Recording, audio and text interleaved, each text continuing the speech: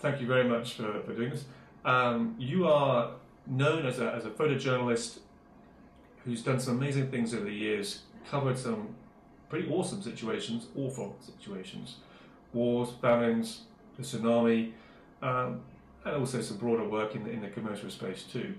The portrait is clearly a very key tool for you in so many situations. The image that one remembers is the portrait. Can you tell us kind of what it means to you, how you use the portrait? I think portraits are incredibly important. They're incredibly important for children now, taking portraits of their grandparents and everything around them. I mean, faces they're the map of how you've lived, really. And so, as a photojournalist, they're really, really important. I can tell a story of an entire scene in an earthquake if I have the right face of an old lady sitting by her cracked house. It's a metaphor for the cracks on her face, and even at this stage in her life she's still suffering. So it's not just about the face, it's about what you see in it, if you see anything. It's and sometimes just faces just jump out at you. Something which you've been working on in recent years, I think, is very interesting. You've been working with found photography.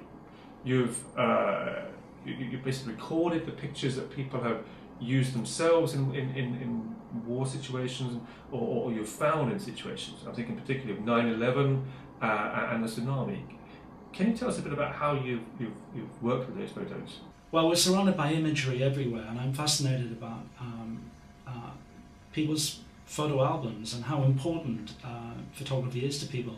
I mean, if you're being thrown out of your house with ethnic cleansing and you've got 5 minutes to leave your home, what do you take? You take your children, some money if you can get it, and your photograph album. That's what I found in Kosovo and Bosnia. So the photographs are an integral part, a very important part of people's family life. I began to find these discarded photographs in these stories that you're talking about, the tsunami, Kosovo, and 9/11, where we remember many thousands of photographs of all different shapes and sizes were stuck on walls with desperate people trying to find their loved ones. Tom, we have a picture from you in Face On. It's the kind of lead image in the picture category, and it's actually not a portrait that you originally took. It's a portrait you've collected, you photographed this picture, but it was originally a snapshot, I guess, and it was something which you observed at 9/11. It shows a woman, a young woman, but it's a highly distressed picture. It's really kind of falling apart, really. Can you tell us the story around that picture? The photograph of this young lady was very prominent amongst the many thousands of pictures that were stuck up on the walls around the armory in central New York by relatives. It was quite a large photograph and very colourful, and she was very beautiful, so it did stand out in the sea of images.